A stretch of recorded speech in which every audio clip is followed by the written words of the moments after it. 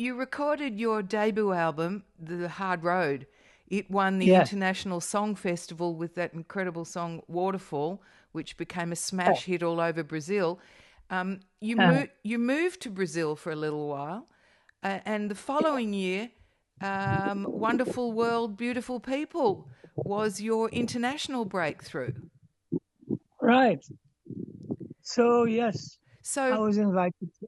Go ahead, I please. was going to say, given that you were writing about things that you saw in the world, you were obviously much more optimistic at that point because Wonderful World, Beautiful People suggests you were feeling pretty happy.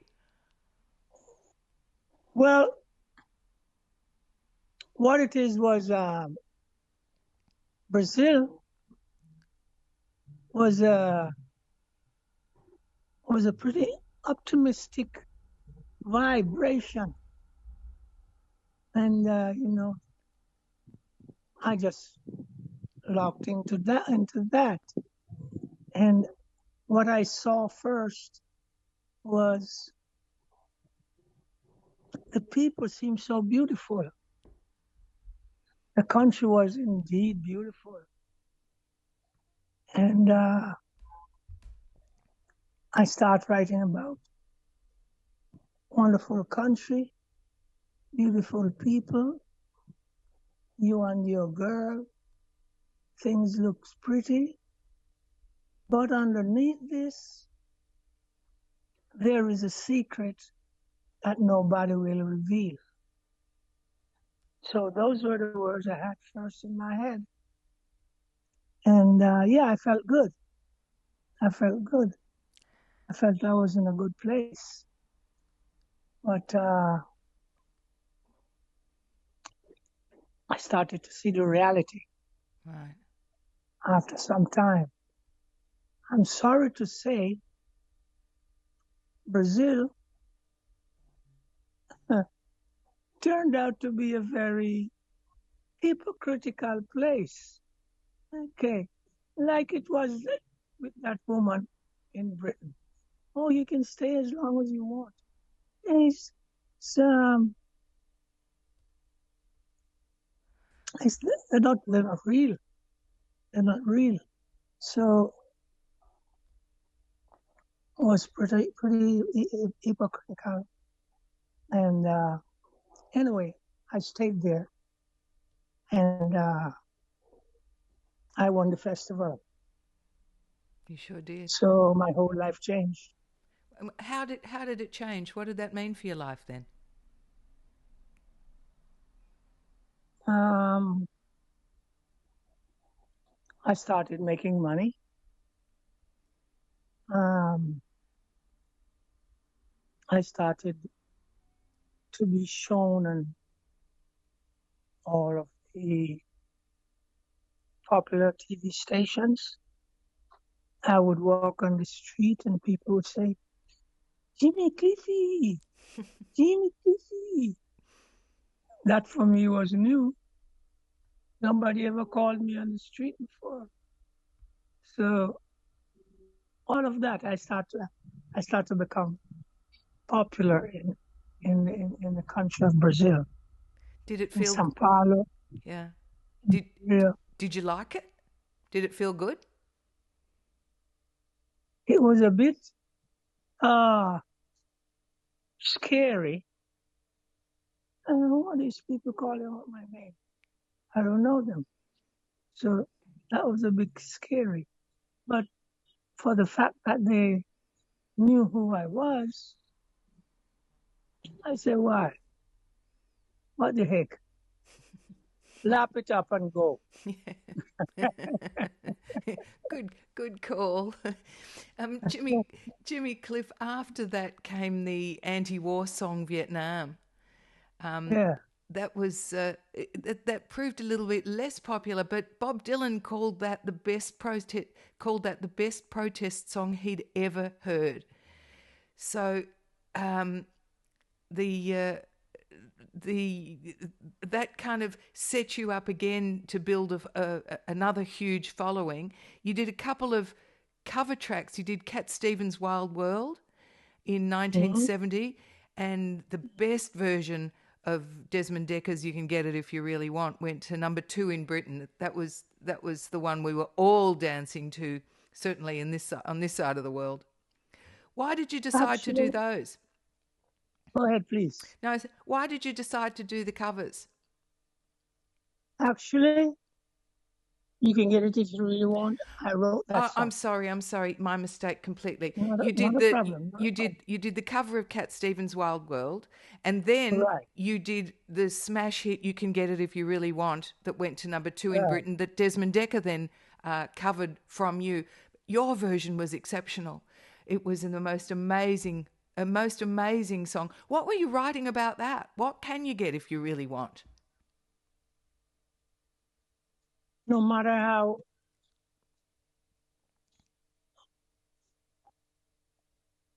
hard it seems that life is, you can get whatever you set out to do. So don't stop. That's all that was going on. Whatever you set out to do, you can get it. Yeah. It was a great anthem, a great message for millions of people around the world, and obviously one that you had found to be true in your own life. Precisely. I remember going to Hawaii and I met this teacher. She was a teacher. She said, "You Jimmy Cliff?" I said, "Yes." And she started give all the adoration and all those things, you know. She said, and then she started crying. And I said, "Why are you crying?" She said, "I was a dropout in school. And it's your music, particularly you can get it if you really want. That made me go back to school. And now I'm a teacher. And I teach students about your song, especially you can get it if you really want." I said, "Oh, bless you, bless you, bless you." And that was nice to hear that Yeah. coming from someone I've never known before. Did you So ever I said, so I'm sorry. Did you ever once consider that you might be able to have such an incredible influence over people's lives? I never considered it. All I knew is I wanted to sing. And of course, I wanted to be popular. I wanted to sing, and I wanted to touch people. And so that's what I did. And I was grateful to the universe for that. And we were so grateful for all the music you were making. But it wasn't long afterwards that you became known as an actor for the movie The Harder They Come. Tell us how that came about. Well, you know, I did that movie. I was convinced to do that movie because of the director telling me something only I knew. He said, "Jimmy," I didn't want to do the movie. He said to me, "Jimmy, I think you're a better actor than singer." I was stunned because I thought the same myself. So, uh, on that saying, I accepted to do the movie. And, well, the rest is history, right? Right. But where had you acted before that you knew that about yourself? In school. Uh-huh. Uh-huh. And where had he In seen you school. act? I don't know. It must have been intuition. Right. So how was that experience for you? How was playing a major part in a Hollywood movie? Actually, it was great. It was great. I mean, And it the became, opportunity, I'm sorry, go on. the opportunity was great. Great opportunity. The experience was great. So yes, I always cherish that moment. Yeah. And you did the soundtrack for the movie too, didn't you? Yeah, I did most of the soundtrack. Which was your favourite song from that soundtrack? Um,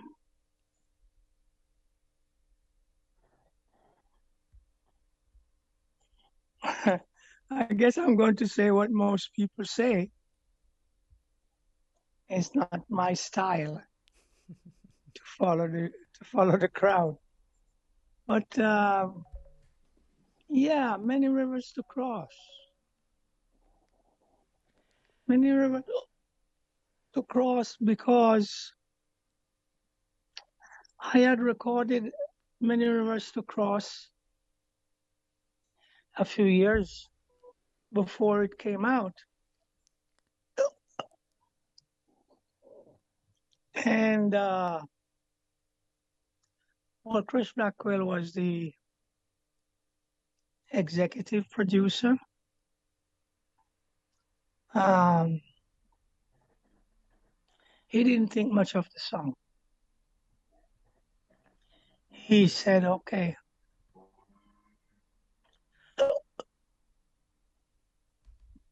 let's put it in as a filler, fill out the album. I was burning inside when I heard him say that. But then I said to myself, I know it is a great song. So nothing or no one can kill it. And I accepted for it to go as a filler. So And of course, that was what yeah, and of course, we all know what happened to it after that. You were right, and he was wrong. It was a all huge right. success. All right, exactly. Jimmy, That, that movie brought you to the attention of the world in an even bigger way than you had been until then.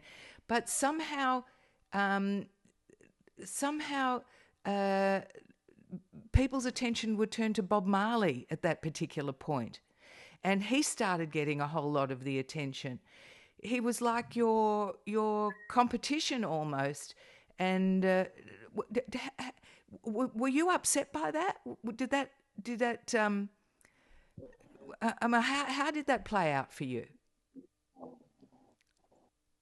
well, I'm someone who always had confidence in myself. Um, I saw that Bob was well promoted by a record company. So I said, okay, all right, I'll keep going my own way. And as a result of the promotion, yeah, he became very popular in Britain and the rest of the world. So I kept going my own way, which was my style. And of course, So, your styles were very different anyway, so there was no need for any comparisons. right, right. And, you know, if I want to look at it this way, Bob was like my find, What was do you like mean? my find. I found him. Ah, I took him to the recording studio, recorded his first three songs, and boom! After that, he uh, he started sailing. I didn't know that. Yeah, because he was writing good songs. Let's Yeah, face it. yeah. Yeah. He was writing good songs. So Yeah. I was happy for him, and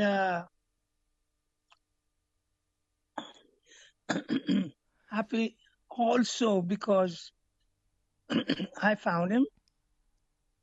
How I found him via Desmond Decker,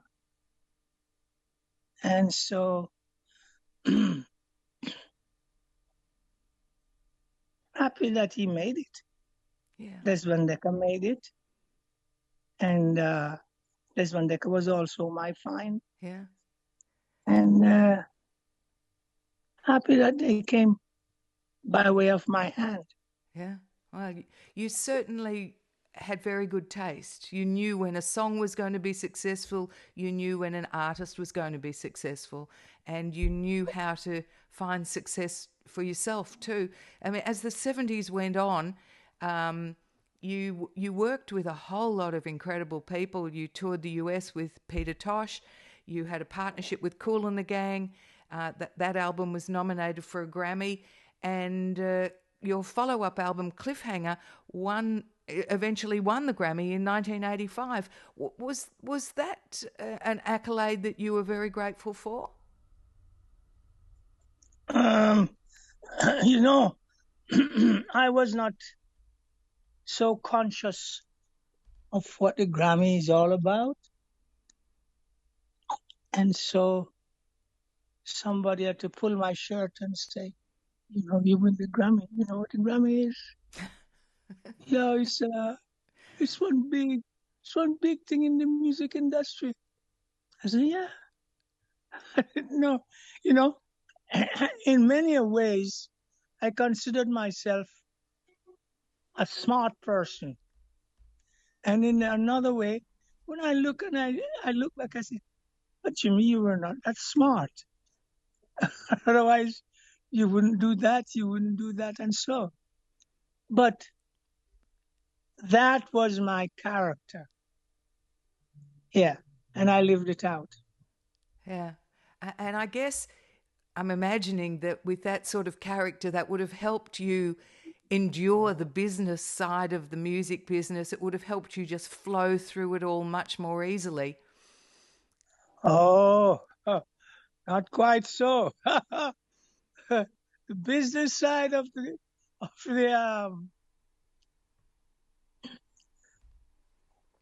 the show business was terrible for me because I'm a country boy and I just felt everything should be fair. Mm. I give you what is yours, you give me what is mine, and that's the way I looked at life. But obviously, we know that that's not how it goes. So I made lots of business mistakes, and before I went to make the movie, I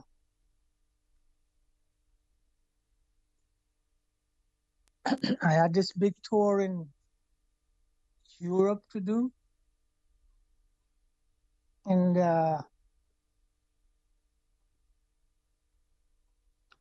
I got confused along the way which road to take. So I made some mistake there, which road I took, and all of that. So that was a big blunder. Right. Was there a time when you wisened up, when you got the hang of it and thought, I've got to do it this way?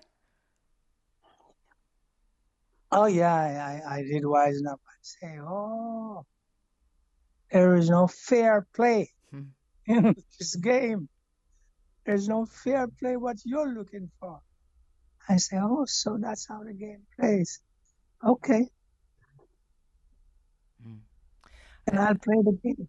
Yeah, must have been very disappointing to realise that and have to play along those lines that was so foreign to you. Mhm, What a shame that that's how it works.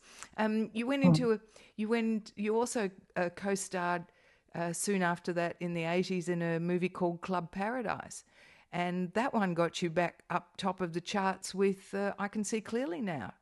from, oh no, actually you didn't. That was, you did star in the movie Club Paradise, but then you got back into the American charts in 1993 with your cover of I Can See Clearly Now from the soundtrack of the movie Cool Runnings. Yes. I was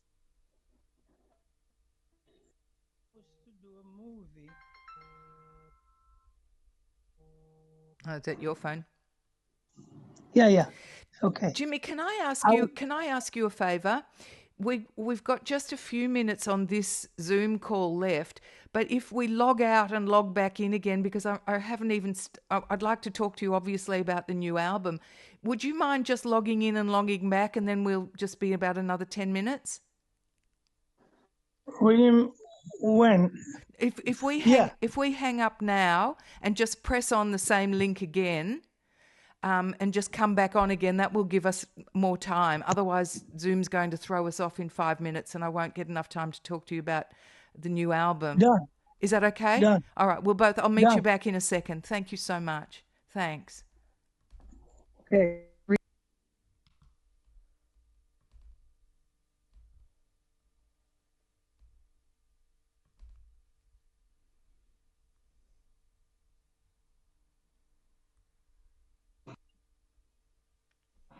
Thank you. Thank you so much. I'm so grateful to you.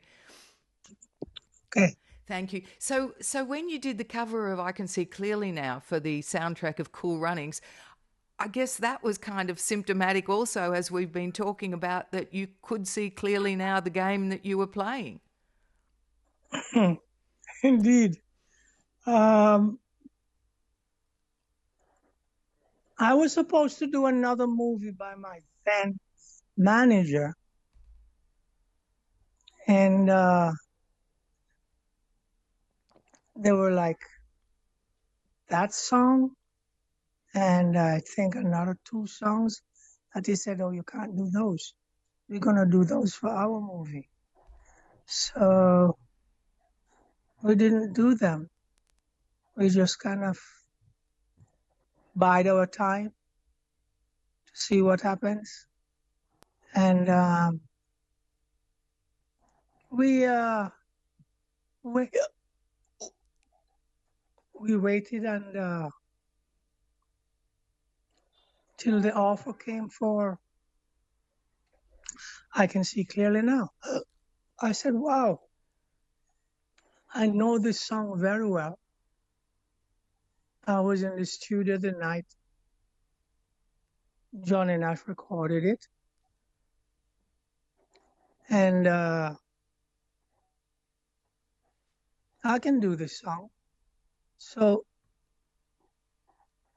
I recorded that song. And it turned out to be a big hit. It sure did. It sure did.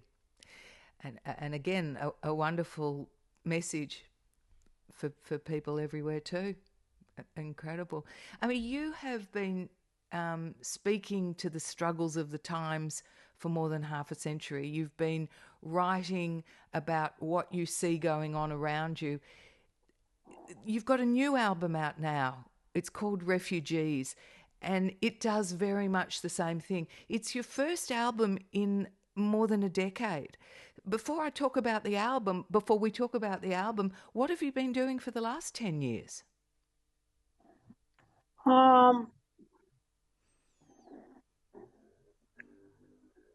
Cooling out.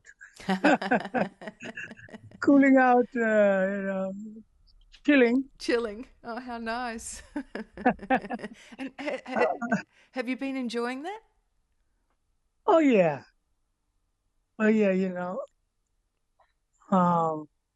Chilling and just doing just that and enjoying it. So yeah. So Yeah. paint me a picture of what a day in the life of Jimmy Cliff chilling out looks like. Okay. I am at a different stage now, presently, for the past, what shall I say? Let me see, like 3 months on a different stage. So a day in the life would be, well, I'll talk a little bit about before the 3 months started. Yeah. I I wake up, I I do my all my what do you people call it? Exercise? Yeah, I mean, like, Meditation? What is it that you do? no, it's not the meditation. It's first I like to wash up myself. I don't feel comfortable when I don't brush my teeth, and those kind of things I'm talking about. Okay. I do that, and then I feel comfortable. I can I can walk around now, and so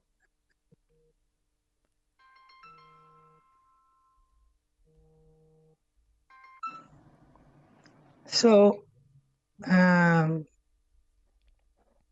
I do all of that, and then I have some breakfast. Well, at this present time, I am in Jamaica, and I do enjoy Jamaican food. So I have Jamaican breakfast. What's a Jamaican breakfast? Jamaican breakfast is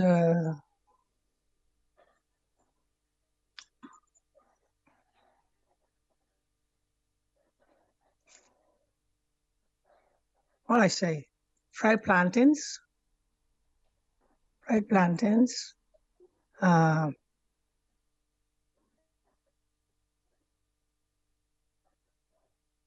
rice and peas. Even though rice and peas is an evening meal, but I have some in the morning. And have you tasted Jamaican rice and peas? No, I haven't. I'll have to come there. Oh yes, you should. And it's delicious, delicious. Eh, I am vegetarian, or shall I say vegan. Uh-huh. I don't eat any. I don't eat any. Uh, cow dairy products, eggs, and such the like. I don't eat. Okay. So I just stick to my vegan. Yeah. And then what do you do with And, yourself the rest of the day? Or I mean, okay, until this 3 months, what did chilling out look like? Reading a book, going for a walk, making, going for a walk. you'd go for a walk? Go for a walk. And yeah,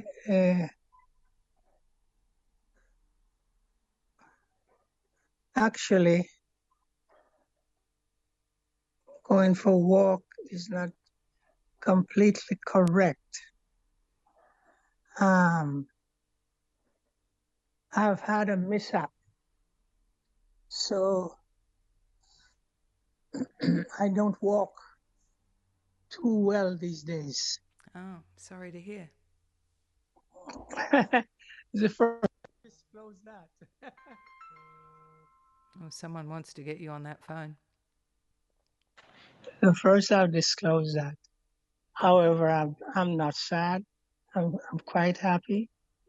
Happy uh, going around the yard. You say yard in Australia?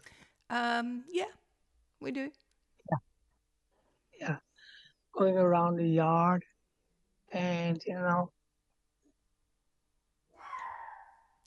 sometimes it rains and come out enjoying the sun.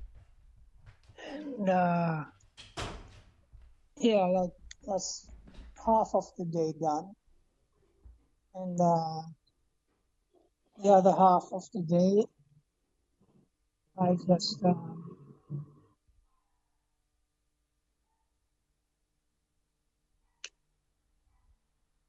I get ideas for songs. I get ideas. I don't finish it, but I put them in my brain, in my computer, Right, and that's how it goes. Like right. a song like "Refugees" was a song that I put in my actual computer, and I was just doodling around one day, and I saw the title. I said, "Well, wow, let me listen what this sounds like," and I really liked it. And so I worked on it, and then I called a friend of mine, Wycliffe Jean, who I know is very creative, has done a lot of creative stuff over the years. And we worked on it. And late evening, I prepared to go to sleep. So even though you've been chilling out, music's always been there with you, and this new album, Refugees, seems to have been brewing for some time. Why Refugees, Jimmy Cliff? Is it a refugee something that you have been concerned about of late? Yes, indeed. But Refugees is not just a song. Refugees has become a movement in the world. So I thought, follow my pattern, uh, comment on what's happening in the world and that. And so I just, follow my pattern and that comment on those things. So yes, yes. I mean, it's something that concern me. Yeah. I mean, people all over the world, from Africa to South Africa to all over Africa to South America. Oh, you find refugees all over. So I support the movement by making a song about it. Yeah. And as you've done in the past and proven successful in, you obviously believe that the power of music can shift the way things are going in the world to some degree too. Yes, indeed, because music is sound, and sound affects everyone. It affects some more than some. Yeah, It's a vibration, but it affects some people more than some. yeah, So yeah, I found out that long time ago in my career that sound is something that affects everyone. yeah. It's a stunning album, Refugees. I think that um, my favourite track on the album might be the song Bridges, which Wow! kind of reminds me of many rivers to cross, really. Can you Yeah. tell me a little bit about that one? One day I was walking around in New York. New York is kind of a special place for me because, as it happens, that's where I wrote Many Rivers to Cross. So I was walking around one day in New York, and the energy, the it just come to me. The inspiration just come to me, and then those lyrics. start to fall. I mean, I guess they must have been somewhere in my subconscious, you know.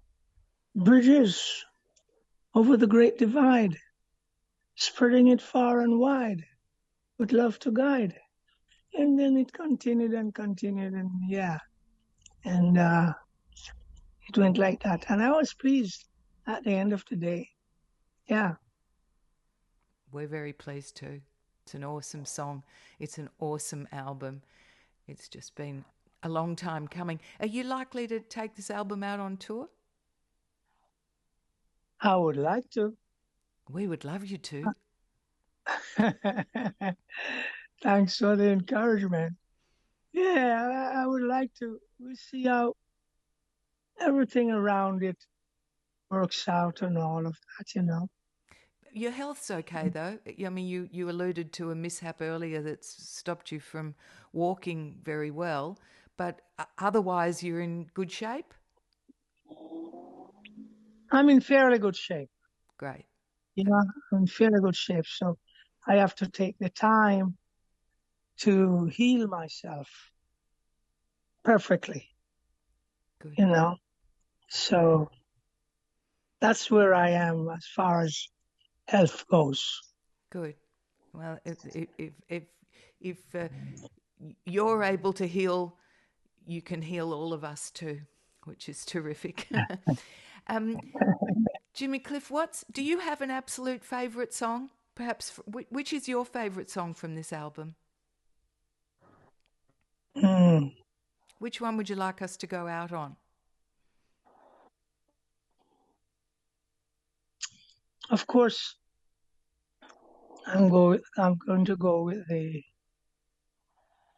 song for the people. I mean, they're all kind of people's song. That's the way I write. But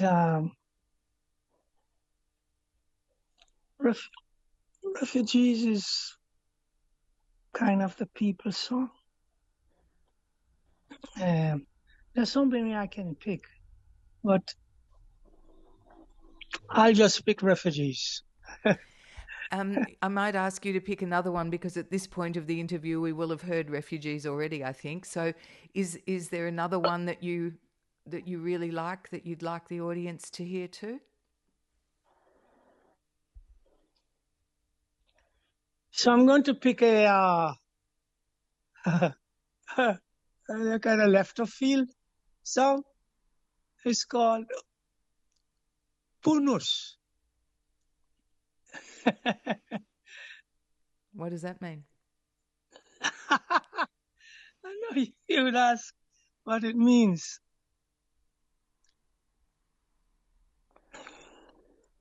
It's a woman's private part. Ah, You don't expect me to write that kind of song. no. And why did you? What led to that? Well,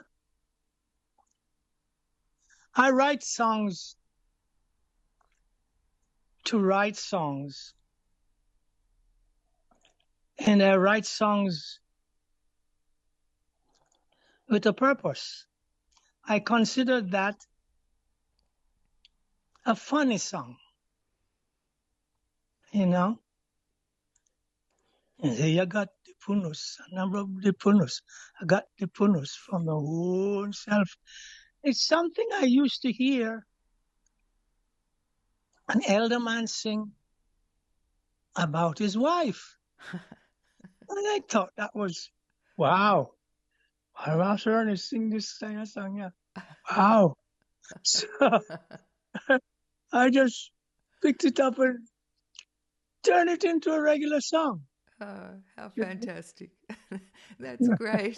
Well, you're a man of all shades, aren't you? I could just speak to you for hours, but I'd better let you go. Just finally, though, and given that it was more than a decade between albums, how was the process for you? Did you enjoy going through all of that again and putting this album together? Yeah, I enjoy putting um, songs together, making an album. And yeah. Mm. I have to say I do. It won't be the last one we hear from Jimmy Cliff, will it? Oh no. No, no, no. Not Great, the last one at all. great. I'm already thinking, inspiration and ideas are already coming to me since this one is out. Say, okay, what are you going to do next? So the inspiration is there to do a Amazing, next album. amazing. Yeah. Jimmy Cliff, you have just been so wonderful to chat with. Thank you very, very much for being so generous with your time. It's just a delight. I really hope we get to see you touring this album because it's sensational. I can't wait to play it to my audiences. And you have to promise me that when you do release the next album, we can talk again.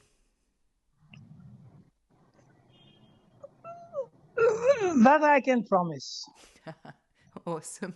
That Thank you. I can promise because I am not one to make promises I don't keep. No, you're not that kind of guy, are you? You're a country guy who believes in playing fair. I really like that. Right, right, right, right. Thanks a million for your time, Jimmy. All the very, very best. Talk again soon. Thank you very, very much. Congratulations for the album. Congratulations on all your music, on a life lived so well. You've made many of us very, very happy. Thanks, Jimmy. Thank you. Thank you. All the best. Bye now. Thank you.